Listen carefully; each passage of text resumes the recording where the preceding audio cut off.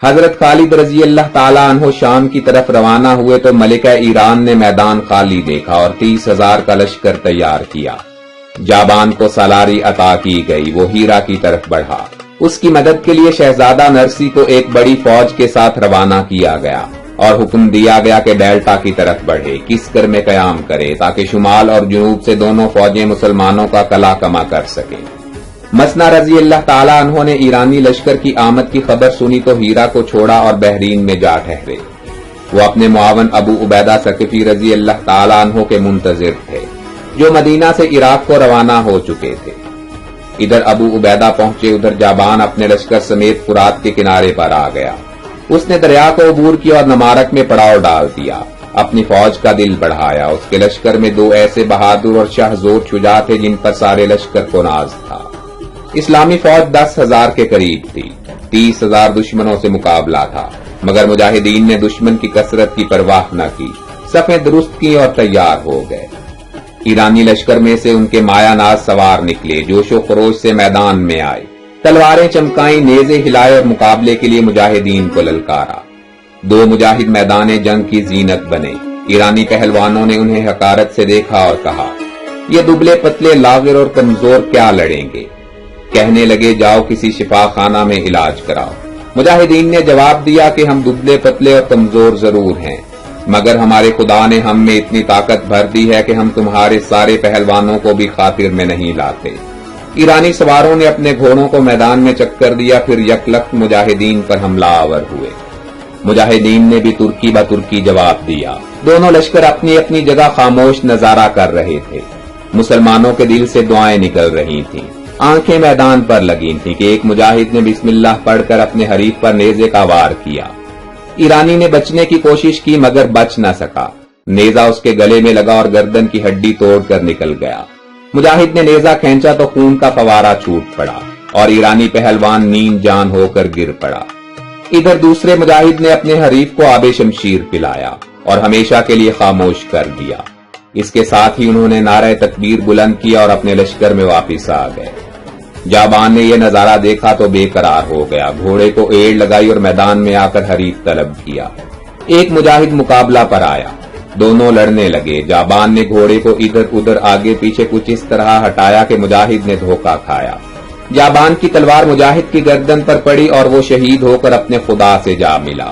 دوسرا مجاہد میدان میں آیا، جابان نے اسے بھی شہید کر دیا۔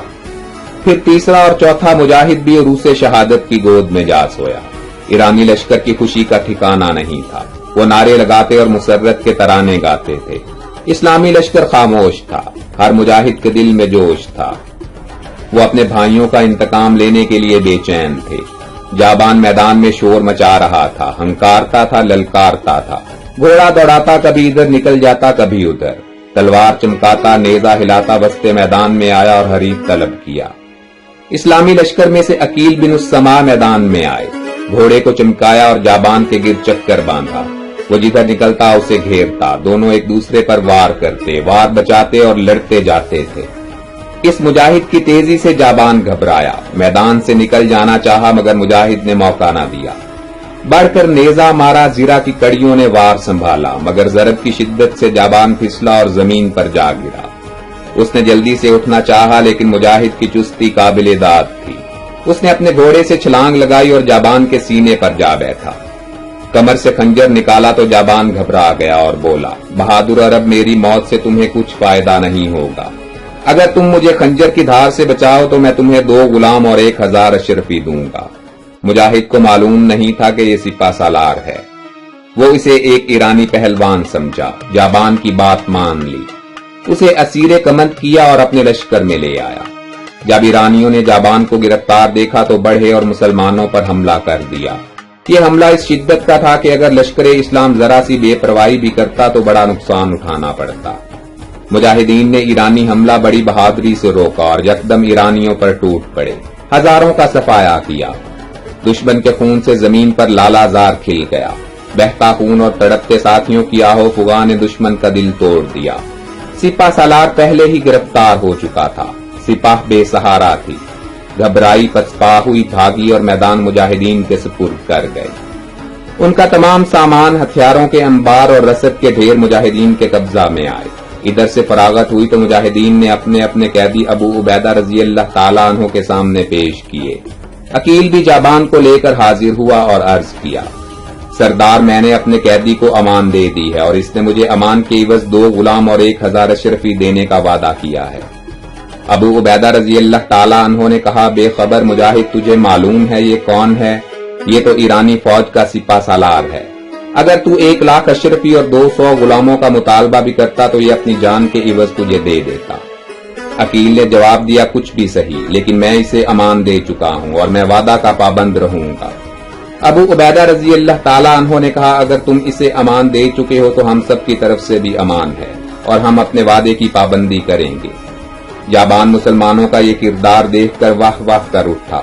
اسی وقت کلمہ توحید پڑھا اور صدق کے دل سے مسلمان ہو گیا۔